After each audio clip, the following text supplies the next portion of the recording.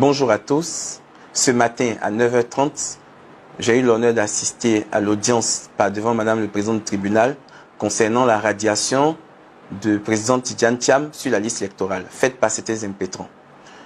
Pour eux, l'article 48 du Code de la nationalité dit « perd la nationalité ivoirienne tout Ivoirien majeur qui acquiert une nationalité étrangère ». Et donc, le président Thiam ayant été naturalisé en 1987 français, il aurait perdu la nationalité depuis cette date. À nous de leur répondre que le Code de la nationalité ne fonctionne pas comme ça, qu'il faut une procédure prévue par l'article 83 et 84, faite par le procureur de la République qui demande au tribunal de constater la perte de la nationalité.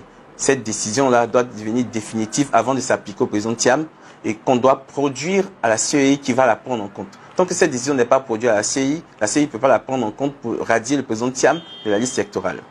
Alors, le recours devant Madame le Président répond un peu au même principe que devant la CEI, ce sont des juridictions d'évidence. Donc pour moi, mais ça c'est notre position, tant que la juge ne dispose pas d'une décision de justice qui qui constate la perte de la nationalité du président Thiam et qui est définitive, elle ne peut pas ordonner sa radiation de la liste électorale. Mais pour faire les choses beaucoup plus simples, j'avais déjà dit sur Live TV que le président Tidjane Thiam était né français. Donc aujourd'hui, à cette audience, nous avons produit à la présidente du tribunal et à nos adversaires la preuve que M. Tidjane Thiam est né français. Nous avons produit la copie du registre d'état civil européen, le ECE, où on déclare toutes les personnes qui sont nées françaises. Cette déclaration a été faite par son père, M. Amadou Thiam, qui était lui-même français à cette époque, et c'était sa seule nationalité. Il a déclaré son fils en tant qu'enfant français dans ce registre. Pour la petite histoire, je tiens à vous dire que, contrairement à ce que les gens font croire, avant 1960, tous les Ivoiriens n'étaient pas français. 98% des Ivoiriens n'étaient pas français, ils étaient en griffe indigène et après ils sont devenus Ivoiriens. Et nous avons ici ce qu'on appelait le registre des indigènes qui enregistrait toutes les personnes qui ne sont pas européennes dans ce registre.